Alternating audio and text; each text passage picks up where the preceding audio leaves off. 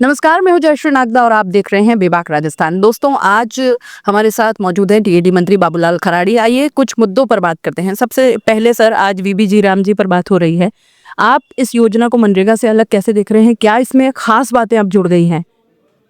देखिए, ये जो वे भी जी राम जी ये जो एक्ट है, ये नरेगा का बदला हुआ स्वरूप है। जब नरेगा आई थी तब एक अच्छी योजना थी, हमको भी लगता था, हमने धन्यवाद भी दिया था कि भाई गरीब को रोजगार मिलेगा। गरीब को रोजगार नहीं मिला और ये भ्रष्टाचार के पेट चढ़ गई, और वो भ्रष्टाचार पेट गई तो मरे हुए को नाम लिख रहे थे, यहाँ से बाहर है उसके नाम उसमें चल रहे थे, और फर्जी हाजिरियां भरी जा रही थी। तो इसमें एक बदलाव जरूरी था और वही बदलाव हुआ है। और बदलाव हुआ तो इसको नाम हमने ये रखा है देश के प्रधानमंत्री ने कि वीबी जी राम जी। अभी फुल फॉर्म भी बता दीजिए। फुल फॉर्म ठीक है। वी का मतलब विकसित, बी का मतलब भारत, जी का मतलब ग्रामीण, और रोजगार का मतलब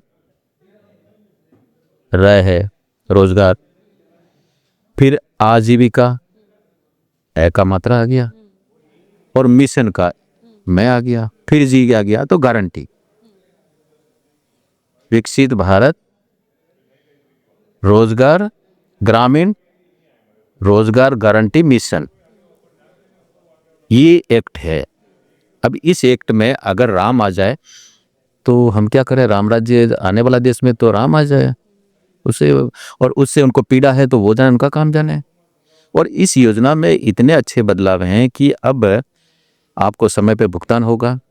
काम क्या करना है गांव के लोग तय करेंगे कि हमें सड़क बनानी है, या पानी रोकने के लिए रेनीकट बनाना है, या स्कूल बिल्डिंग बनानी है, या कोई अपने सामुदायिक भवन बनाना है, हमें और कुछ बनाना है, वो तय करेंगे, वो सरकार मंजूरी देगी, तो उनमें छोड़ा है।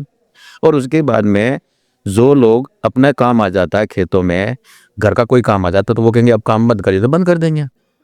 और जब कहेंगे अब काम चालू करें तो काम चालू, उसमें भ्रष्टाचार भी नहीं। तो पहले क्या था, अपने घर का काम करता था, उनकी मजदूरी में नाम चलता था, इस कारण वो छाती पीट रहे हैं। सर, आदिवासी क्षेत्रों से आप भी आते हैं, बहुत बहुत करीब से आप वो सारी चीजें जानते हैं। आप वहां पर किस तरह से इन सब की मॉनिटरिंग होगी? नेट नहीं है वहां पर। कहा यह भी जा रहा है कि लोगों के जो मजदूर जो होते हैं उनके हाथ की रेखाएं तक घिस जाती है। कैसे बायोमेट्रिक को वहां पर सफल माना जाएगा? और कोटड़ा और उस तरह के झाड़ोल और उस एरिया में कैसे इस योजना को सफल बनाया जाए? देखिए, नेटवर्क का जहाँ तक इशू है, लगभग सब जगह नेटवर्क पहुंच चुका है। कहाँ फॉरेस्ट एरिया है वहाँ नेटवर्क नहीं होगा, लेकिन नेटवर्क लगभग सब जगह है। और ये ऐसा कहीं इशू है तो उसके कुछ विकल्प होंगे निश्चित रूप से, लेकिन ऐसा नहीं होगा कि उन मजदूरों के साथ अन्याय होगा, उस पर भी सोचा जाएगा। इसलिए इस सवाल को आप छोड़ दीजिए कि उनके साथ क्या होगा, ये संभावना है, लेकिन सब अच्छा होगा।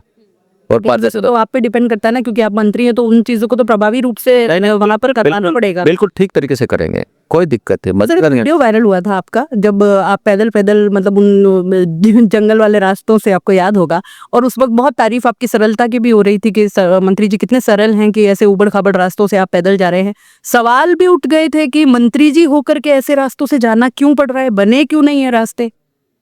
देखिए, आपको यहाँ से जाना है, बीच में नाला है, सड़क उधर से आती है, तो आपको पैदल ही जाना पड़ेगा। वहां पर भी मैं सड़क बना दूंगा क्या? नहीं बना। और मैं पैदल गया तो मैं कौन से बड़े बाप की औलाद हूं तो पैदल घूम नहीं सकता हूँ? मैं तो उन्हीं लोगों के बीच में पैदा हुआ हूँ। बिल्कुल, आपकी मैं इसीलिए बोली कि सरलता की तारीफ हुई, बट सवाल भी उठे थे मेरे लोग रहते, क्यों नहीं हुआ है? मेरे लोग रहते वैसे, मैंने कहा ना, एक ये रास्ता है तो एक तो घूम करके रास्ता वहीं जा रहा है, और एक ये जो है सीधा रास्ता था, तो मैं सीधा रास्ता तो बीच में पुलिया, तो उसका क्या करूंगा? वहां पे पुलिया थोड़ा बना सकता हूँ, वो तो ठीक है, रास्ता तो आ ही रहा है ना, वो थोड़ा सा क्यों आता है? मैं सीधा भाई यार नहीं यार, इतना घूम कर जा, सीधे हैं चलो। तो वही है, गांव का विकास हुए हैं और बचे हैं वो अभी 3 साल हमारे पास। 3 साल के बाद आप देखेंगे कि गांव की समस्या लगभग हम पूरी करेंगे। सर, जमीन से जुड़े नेता आपको माना जाता है। मेरे 2 सवाल है। जमीन से जुड़े नेता आपको माना जाता है, आपके वहां आज भी घर, और जैसे देखा जाता है बिल्कुल साधारण सा घर है, राजकुमार रोड के बंगले पर आपने कई बार सवाल उठाए हैं, क्या कहेंगे? शीश महल आप उसको कह चुके हैं। देखिए, अब मैं कैसे घर में रहता मुझे तय करना है, लेकिन मुझे ही लगता है कि मेरा जनजाति का बंधु आज भी उसका घर, अच्छा घर उनको नहीं है, और मैं पक्के मकान में भी रहूंगा तो वो गांव का आदमी कहेगा देखो ये तो बड़ा आदमी हो गया। और मैं घर बनाना भी चाहता तो मेरे पास पैसा नहीं है, कहां से पैसा लाऊंगा? मुझे जो एमएलए की जो मानदेय मिलता है, उससे मेरा परिवार चलता, बच्चों को पढ़ाने का काम करता हूँ। राजकुमार जी ने शीशमहल खड़ा किया, आप जाके देखिए आइए एक बार कैसा है, अभी भी काम चल रहा है। 3 करोड़ का काम तो हो चुका था और हो रहा है। तो मैंने ये कहा कि राजकुमार जी, आप तो 18 में एमएलए बने, इससे पहले कुछ थे नहीं। इससे पहले का घर भी लोगों ने देखा है, इससे पहले आपको भी देखा है, और 18 के बाद में भी आपको लोग भी देख रहे हैं, आपका लिविंग स्टाइल भी लोग देख रहे हैं। तो इन 5 सालों में ऐसा कौन सा चमत्कार हुआ, कौन से खेत में नोटों की खेती की जिसके कारण से करोड़ों रुपए का मकान बन गया? जयपुर में मकान है, मैंने सुना है कहीं जमीनें भी खरीदी है, सुना है, ये कंफर्म नहीं। हाँ कंफर्म नहीं है। तो इतना मतलब एकदम परिवर्तन आया कहाँ से, वो बताए ना, बता नहीं रहे ना, बताए मैं तो लगा। सर, मालवीय जी को लेकर के मेरा सवाल था कि वो अभी वहां से छोड़ के, बीजेपी से छोड़ के वापस से कांग्रेस में आए हैं, कह रहे हैं कि दम घुट रहा है। और क्या ऐसा है कि कांग्रेस गए नेताओं को बीजेपी में वो जगह नहीं मिल रही है, वो पूछ परख नहीं हो रही है? देखिए, आपने देखा होगा ज्योतिरादित्य सिंधिया अभी केंद्रीय मंत्री है, महेंद्र मालवीय जब आए थे तो आते ही हमने टिकट दिया, सांसद का चुनाव लड़ाया। अब दम किस पर घुटेगा, जीते नहीं तो वो तो हम क्या करें, हमने पार्टी ने टिकट दे दिया, ये ज्यादा क्या कर सकती पार्टी। लेकिन जैसे ही वापस आने का कहा तो छापे पड़ गए, ये भी तो एक सवाल कहीं ना कहीं मन में उठ गया। वो एक प्रक्रिया है, ईडी का छापा हमारे लोगों पे पड़ता है, दूसरे लोगों को पड़ता है, वो एक प्रक्रिया है। सर एक आखिरी सवाल जो कि बहुत ज्यादा खास करके वागड़ में और जितने भी जो एरिया है ट्राइबल, उसके अंदर ये है, भील प्रदेश की मांग है, आप समर्थन करते हैं या नहीं करते? कितना सही मांग? देखिए, जाति के आधार पर कोई स्टेट बनना नहीं चाहिए। हम लोगों को जातियों में बांट करके देश को तोड़ने का काम किया जा रहा है, तो ये ठीक इशू नहीं है। छोटे राज्य होने चाहिए, उस पक्ष में हम हैं। वो केंद्र तय करता है कौन से राज्य बनने चाहिए, कौन से नहीं बनने चाहिए, तो वो तय करेंगे।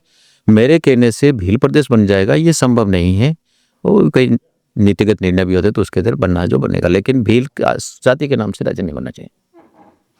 तो ये थे हमारे साथ टीएडी मंत्री बाबूलाल खराड़ी, जिनसे हमने कई मुद्दों पर सवाल पूछे। हमने जो आदिवासी बहुल इलाके हैं उनसे जुड़े सवाल पूछे। बीबी जी राम जी की फुल फॉर्म भी हमने जाननी चाहिए, हालांकि जी थोड़ा इधर उधर हो गया, कोई बात नहीं, लेकिन कई नेता तो ऐसे भी हमने देखे हैं जिनको अभी तक फुल फॉर्म भी पता नहीं है। तो योजना किस तरीके से कारीगर होगी, कितना इसको अमली जामा पहनाया जा सकेगा, ये तो आने वाला वक्त बताएगा। इन्हीं के साथ में हमने मालवीय के वापस कांग्रेस में आने पर भी हमने सवाल पूछे।